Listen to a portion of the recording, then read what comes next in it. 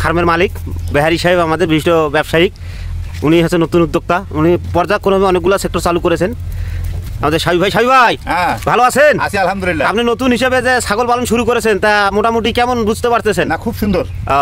বাচ্চা এ যাবত কতগুলো বিক্রি করলেন? অনেকগুলো বেশি। এই সামনে বারে দুইটা বাচ্চা বেশি 25,000 টাকা। 25,000 বিক্রি করছে। আবার এই দুটো বাচ্চা হলো, আজকে মুসলমানি করে দিলাম এদেরকে। আচ্ছা আচ্ছা, থ্যাংক ইউ ভাই, আপনাকে ধন্যবাদ। আসসালামু আলাইকুম। আমরা আসছি বেহারি বিশিষ্ট গরু ব্যবসায়ী, ওনার ছাগলের ফার্মে। উনি নতুন উদ্যোক্তা হিসাবে ছাগল পালন শুরু করেছেন। পাশাপাশি ওনার তো অনেক কয়টা খামার আছে, দেশি খামার আছে এবং মোটা তাজার আছে, তারপরে আবার দুধের জন্য আছে। আবার নতুন উদ্যোগ হিসাবে গ্রহণ করেছেন যে উনি একটা ছাগলের খামার করবে। আলহামদুলিল্লাহ ওনার অনেক প্রচেষ্টার মাধ্যমে এই ছাগলের খামার শুরু করে দিয়েছেন।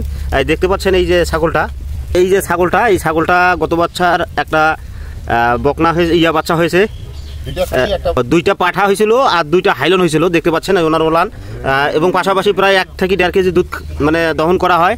আর এই যে এইটা হচ্ছে ওর বাচ্চা, দেখতে পাচ্ছেন অনেক সুন্দর। এই বাচ্চাটা রাখছে উনি নতুন প্রজন্মের জন্য।